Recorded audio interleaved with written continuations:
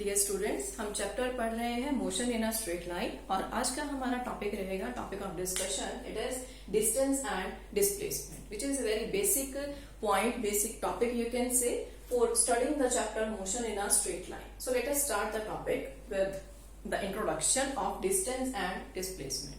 इससे पहले हम स्केलर और वेक्टर क्वांटिटीज को पढ़ चुके हैं. इससे पहला जो लेक्चर था तो स्केलर और वेक्टर क्वांटिटीज को यहाँ पर भी हम उनसे एसोसिएट करेंगे इसको. तो सबसे पहले डिस्टेंस क्या है? Let us start with the definition. It is the actual path travelled by a body. Distance is the actual path traveled by a body. Now there is no concern of direction. Body किस direction में जा रही है that doesn't matter anywhere. But it is moving. It is traveling some path. It is covering some path and that path will added on. वो हमेशा add होता चला जाएगा. That will give us distance. So यहाँ पर word हमने लिखा है actual. Actual में जो path body ने travel किया वो distance है.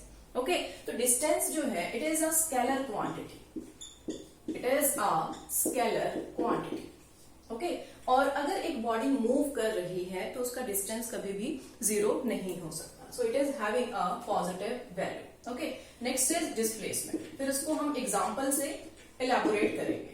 ओके, डिस्प्लेसमेंट जो है it is difference between final and initial position. इसको हम दो तरह से डिफाइन कर सकते हैं. पहली डेफिनेशन कहती है कि it is the difference between final and initial position. एक बॉडी इनिशियली कहां पर थी और कुछ टाइम के बाद वो मूव करते हुए कोई फाइनल पोजीशन अटेन करती है. Okay, so what is the difference between the two, initial and final? उनका जो बीच का गैप है, जो डिफरेंस है, उसको हम डिस्प्लेसमेंट कहते हैं. क्लियर? सेकेंड डेफिनेशन अगर हम कहें, सेकेंड डेफिनेशन कहती है कि it is the shortest path possible. It is the shortest path possible for the movement of the body. So there are two ways to define displacement. We can also define it as the shortest path possible. Clear? अब कुछ example लेते हैं. चलिए एक और difference कर देते हैं यहाँ पर. जैसे ये स्केलर है तो डिस्प्लेसमेंट जो है हमारा प्योरली वेक्टर क्वांटिटी में आता है. Now how it depends on direction वो आप एग्जाम्पल से देखिएगा. क्लियर? सपोज आपकी कोई, हम किसी ऐसे सर्कुलर पाथ पे मूव करते हैं जो आर रेडियस का है और ये इसका है centre. Okay, a body is moving on this circular path. यहां से उसने चलना शुरू किया और वो इस तरह से मूव करते हुए फाइनली जो है यहीं पर ही आ जाती है, इसी पॉइंट पर ही आ जाती है. Okay, so what is the distance and displacement in this case?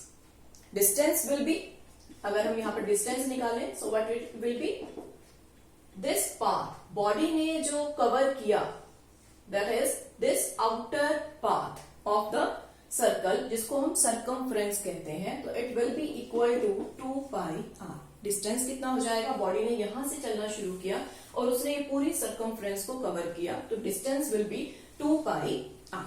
Clear? उसके बाद अगर डिस्प्लेसमेंट देखें,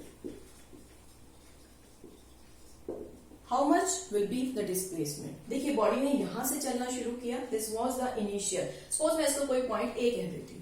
बॉडी ने ए से चलना शुरू किया और पूरा ये कवर करने के बाद, सर्कमफ्रेंस पूरी कवर करने के बाद बॉडी दोबारा फिर ए पर ही आ जाती है, तो डिस्प्लेसमेंट हो जाएगा 0. नाउ यहाँ पर हमने जो केस यूज किया है that is the difference between initial and final position, it is 0 क्योंकि दोनों सेम है.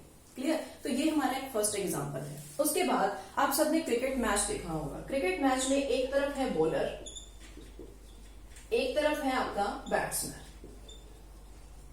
क्लियर? बैट्समैन अगर यहां, चलो इनके बीच का गैप हम मान लेते हैं कि यहां से यहां तक का जो आपका ये पाथ है ये 10 मीटर है. अगर बैट्समैन एक रन लेने के लिए जाता है यहां से यहां तक, तो कितना डिस्टेंस ट्रेवल किया? It is 10 metre. ओके, एक रन के लिए, for 1 run I will right.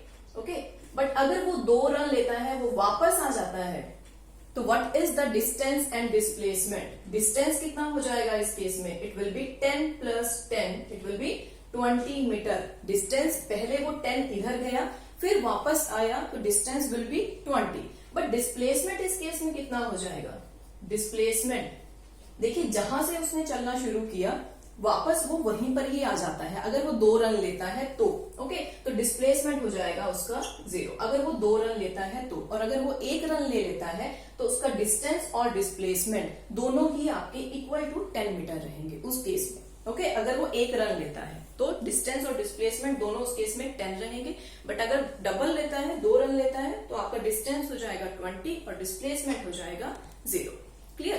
तो ये थे हमारे differences between final and initial position का, जहां पर हम लगाते हैं। Now the second case is shortest path possible. एक सेकंड एग्जांपल लेते हैं, नेक्स्ट एग्जांपल लेते हैं। सपोज बॉडी जो है किसी इस तरह के पाथ पर मूव करती है। यहाँ A, B, C हम 3 पॉइंट ले लेते हैं। बॉडी ने A से चलना शुरू किया, वो B पर आ जाती है, ठीक है, और B से चलना शुरू किया, वो फाइनल जो उसकी डेस्टिनेशन है वो C तक है। बॉडी ने A से चलना शुरू किया, B पर गई और B से C पर गई। तो इस केस में डिस्टेंस देखें कितना होगा। डिस्टेंस कितना होगा इस केस में? It will B AB plus BC। The sides, the numerical value, it can be given to you. Simply I am writing the magnitude of this AB plus this side BC. Clear? But displacement, अगर मैं यहाँ displacement देखूं तो मैं shortest path को follow करूंगी। मैं A से B, B से C जाने की बजाय I will prefer to go directly to AC। Okay, तो डिस्प्लेसमेंट इस केस में कितना माना जाएगा? It will be AC। आप इसको पाइथागोरस थ्योरम लगाकर कैलकुलेट कर सकते हैं। Clear? So these are examples of distance and displacement.